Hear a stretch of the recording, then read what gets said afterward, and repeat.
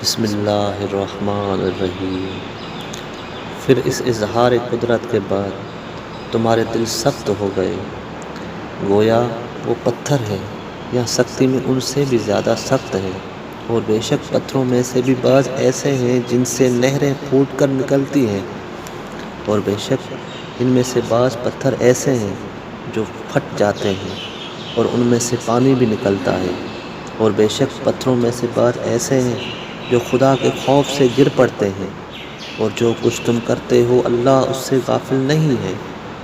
یا پھر تم طمع رکھتے ہو اے محمد صلی اللہ علیہ وآلہ وسلم اور اے مومنو کہ یہودی تمہیں سیدھی راہ پر سمجھیں گے، اور ان میں سے ایک گروہ ہے جو اللہ کا کلام سنتا ہے، پھر سمجھنے کے بعد اسے اپنی جگہ سے بدل دیتے ہیں، اور وہ جانتے ہیں کہ جھوٹ بولتے ہیں۔ اور جب اہل ایمان سے ملتے ہیں کہتے ہیں کہ ہم ایمان لائے، اور جب ایک دوسرے کے ساتھ تنہائی میں ملتے ہیں کہتے ہیں کہ کیا ان کو اپنی کتاب میں بیان شدہ اللہ کے احکامات سناتے ہو تاکہ ان کے ذریعے تمہارے ساتھ تمہارے رب کے ہاں جھگڑا کرے۔ کیا پھر تم عقل سے کام نہیں لیتے؟ کیا وہ نہیں جانتے کہ اللہ جانتا ہے جو کچھ وہ چھپاتے ہیں اور جو کچھ وہ ظاہر کرتے ہیں۔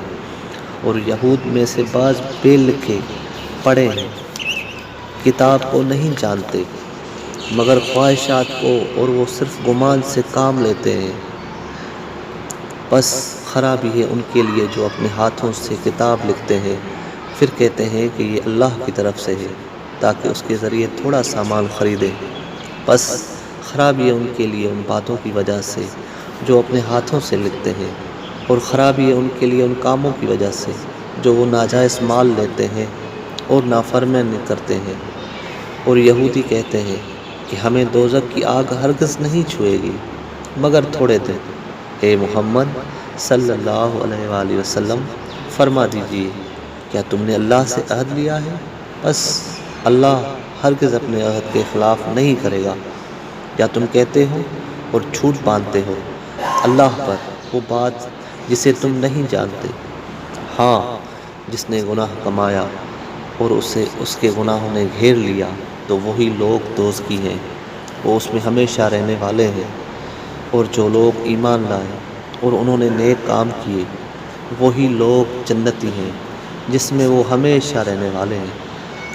اور جب ہم نے یعقوب کی اولاد سے عہد لیا کہ اللہ کے سوا کسی کی عبادت نہ کرنا، اور بھلائی کرنا ماں باپ کے ساتھ اور اعزاء و اقارب کے ساتھ اور یتیموں کے ساتھ اور مسکینوں کے ساتھ، اور لوگوں سے اچھی بات کہو اور نماز قائم کرو اور زکوٰۃ دو، پھر تم نے اس عہد سے منہ پھیر لیا مگر تم میں سے تھوڑے ایمان لائے، اور تم اپنے آبا و اجداد کی طرح منہ پھیرنے والے ہو۔